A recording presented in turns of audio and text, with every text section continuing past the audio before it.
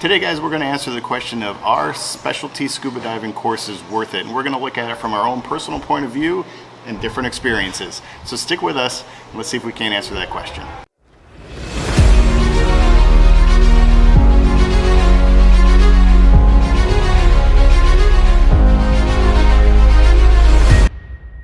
What's up, guys? My name's Jeff, here on Triton's Realm along with my wife Sara and our son Evan.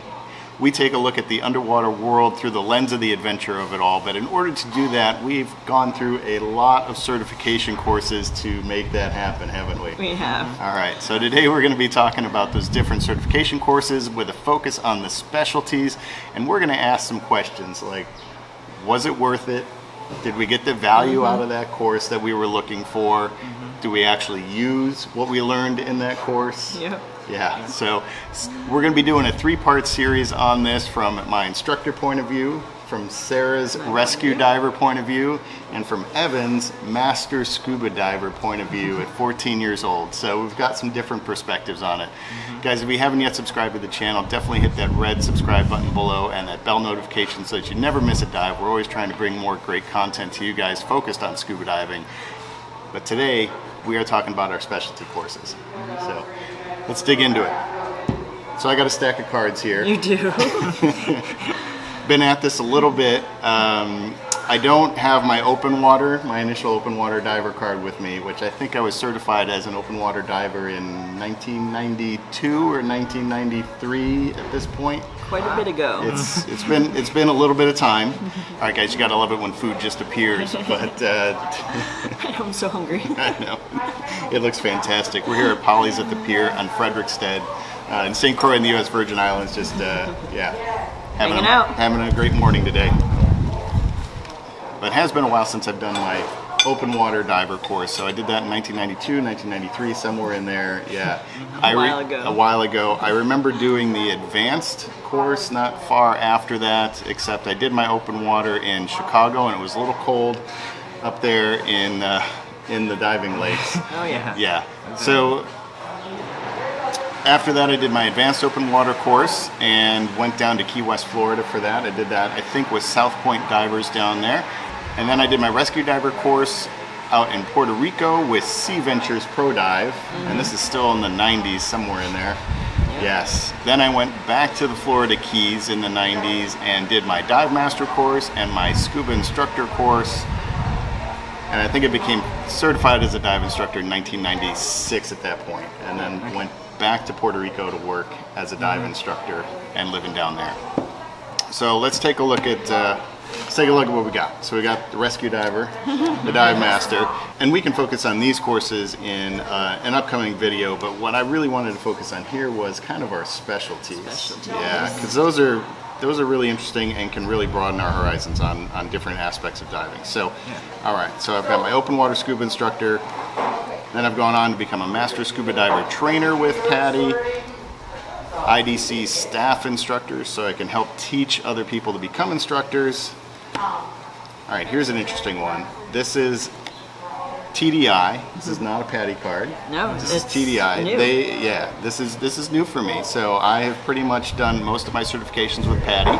And I branched out recently and did the Intro to Tech Diving, with Mark and Nevin Scuba Diving. Pretty awesome instructor here, but he gave me the basics of technical diving, and so I'm starting to dip my toe into that world. Right. That's a good one. All right. Good experience. Yes, specialty courses. All right, I've got Aware Fish Identification. I think I've had this one probably since the 90s. This is my instructor card for it. Is this one worth it? I like to know what I am looking at underwater. You like and I don't know if a specialty is necessary for that one, but it definitely gives you a reason, an excuse to go through the Fish ID book and learn some aspects. Yeah, there are definitely different ways to learn fish identification, right? You can grab a book off the shelf, right? You can ask your dive professional that you're with, or maybe just a friend who's got a little more depth of knowledge in fish identification. But there is an actual specialty for fish identification as well, which I think does go deeper into the types and varieties of fish in the local area that you're at. So I do think there was a little bit of value here in fish identification. It's one I certainly enjoy teaching, but I think the instructor makes a difference. I've got a degree in oceanography, so I think that gives me a little bit more depth of knowledge in this particular area as well. So I can divulge a bit more information into the underwater world and fish identification. But I think there's some value in this one. Yeah, I think you definitely want to be able to tell someone what you saw underwater, so being able to ID that is helpful. Yeah, certainly. All right, what do we got here? Underwater Naturalist. I think this kind of goes hand in hand with that. Right. But, a little bit of don't touch things. Here's how the underwater environment works, maybe different regions of the ocean, all those kinds of things. There's a specialty for that. But again, you could probably learn a bit of this from just reading some books or maybe talking to some friends that are a little bit more in depth. Yeah. Right. I don't have that one, so I'm you don't not have sure this what. one? No. Underwater Naturalist. Yeah. I don't know. It's a good one. You learned something. You definitely learned something, but I don't know. Put it there in the maybe category. All right, fair enough. Emergency oxygen provider specialty. That's definitely, I think, a must-have for everybody. I do think everybody should learn how to administer, emergency oxygen if you're going to be involved in the sport of diving. And certainly you touch on it in the rescue course. There's an actual another certification for it as well. It goes more in depth. I think that one's definitely worth it. Yeah, Yes. it's definitely up here for me to know. Yeah, If you can save a life, learn how to do it. learn how to do it, for sure. All right, underwater videographer. I think this one is certainly a must-have. Well, we do a lot of underwater video, don't we? So all of our YouTube videos here pretty much always have some sort of aspect of, underwater film to them. Yeah, so this one is invaluable for us. And there are definitely things and different techniques you can learn. Certainly you can learn a little bit from a friend, but I think finding an instructor that has experience and some depth of knowledge in here, the specialty, is then definitely worth it. Yeah, it's harder than it looks to take photos and video underwater. You have to think about doing the camera, but also your buoyancy and your environment. Yes. So definitely to have someone with the specialty and experience as well. Yeah. Yeah. There's definitely a lot of video techniques that can be applied underwater, and you're right. Buoyancy is key critical. That's often when I'm teaching new people to do underwater photography or videography. That's usually the first thing to go. They get kind of task overloaded and start focusing on the camera, and they slowly forget about their buoyancy. Yeah, and then you're kicking up sand. Yeah, they're either hitting the sand and exactly Or messing up the into shot. fire coral or something. Yeah. Hopefully not damaging the reef with that, but all Right. of that all that comes into play. All right. Well, the next one, underwater photographer. So that kind of goes hand in hand with the video. We do a little bit of underwater photography. Mostly we center on the video aspect of things. But again, I think that's a great specialty for anybody that has an interest in that. I would definitely recommend getting with an instructor that's, again, got a depth of knowledge in photography underwater and not just taking out a camera once or twice and taking some shots and then got the specialty card. But if you can get hooked up with a dive instructor that really has a passion for underwater photography, you can certainly learn a lot. Right. All right, let's see what else we got. Wreck diver. That's a good one. Yeah, specialty instructor, wreck diver. So wreck diving and the specialty, this one is certainly really good. So if you have any interest in doing some wreck diving, getting the specialty and working with an instructor, there's definitely a lot of techniques that you need to employ when looking at a wreck, or even certainly when penetrating a wreck. So doing the specialty in advance to gain that requisite knowledge is, I think, key critical for really doing wreck diving. Yeah, it's a great part of scuba diving is to be able to look at wrecks and go inside, safely, and to know what to look for and to how to do that safely. And that opens up a whole nother aspect. Yep. Yeah. Certainly agree. Couldn't agree more. I think the wreck diving specialty, definitely invaluable. You've got wrecks and One to do, yeah. And there's definitely a lot of places like in Florida that have got some massive, huge wrecks, and there are definitely techniques that you certainly want to know and be skilled and very proficient at if you're going to consider going in those wrecks or exploring those wrecks. Yeah, wreck diver specialty, definitely must have. All right, deep diver instructor. So I think deep diver is a good one, but from an instruction and specialty standpoint, I think it is also a critical one to do. There are definitely some more things you need to take into consideration when going to 130 feet from a recreational standpoint, right?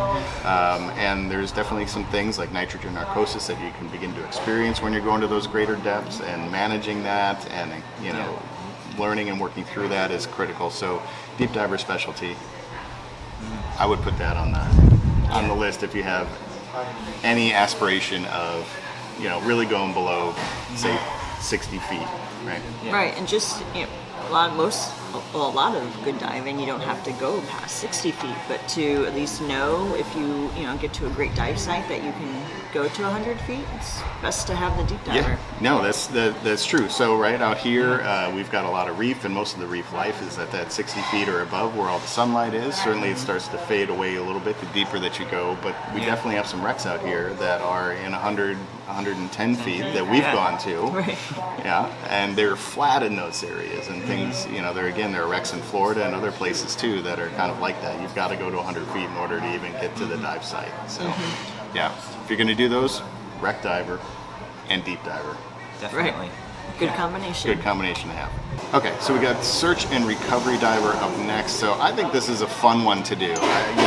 It involves doing some search patterns and looking for different things in different ways for different reasons across, you know, different bottoms and, you know, topography.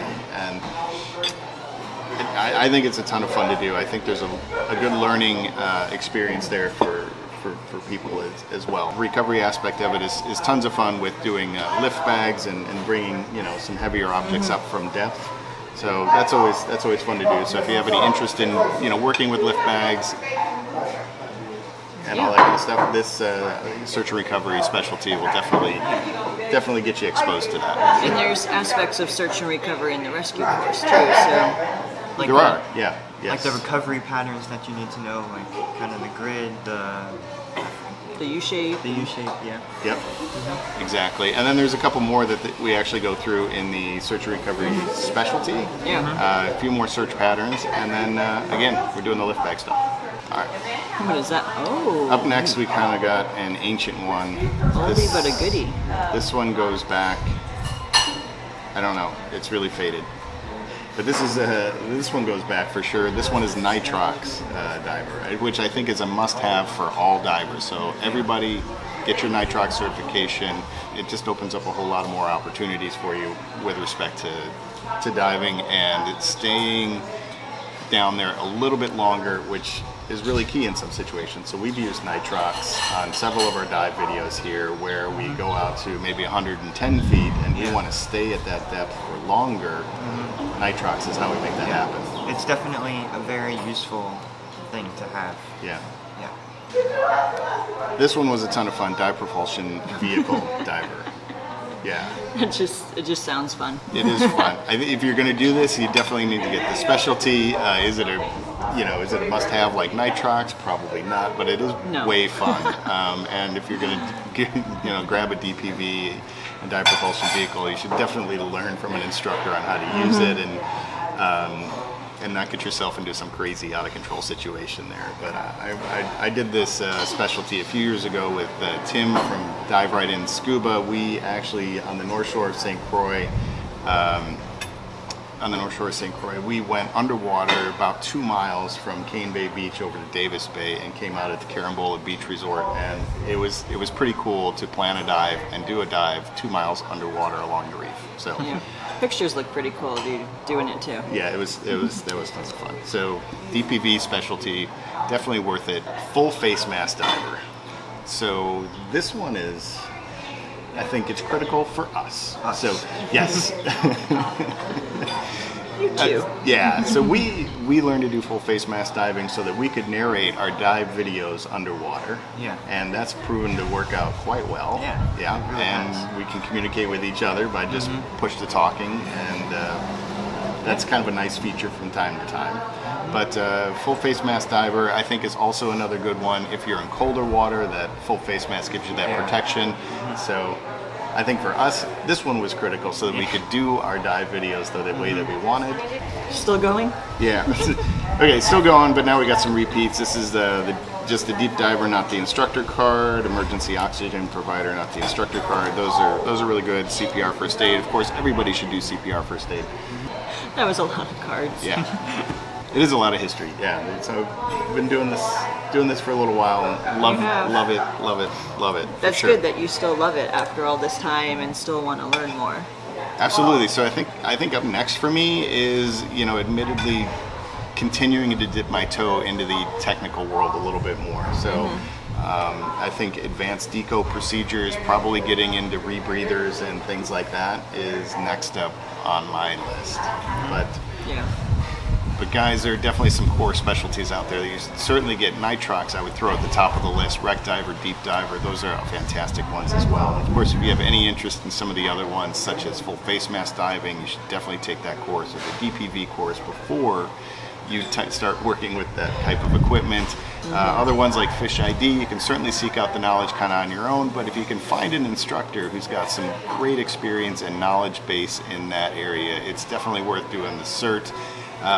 But you can have a poor experience too. So you get to know your instructor first on that one. But guys, if you enjoyed this video, definitely hit that subscribe button and make sure to hit that bell notification so you don't miss a dive. And check out the next one here in our series with Sara, our rescue diver, talks about her experiences with different specialties and with scuba diving. And then after that, Evan is up. So stick with us through this series. Thanks guys, we'll see you underwater.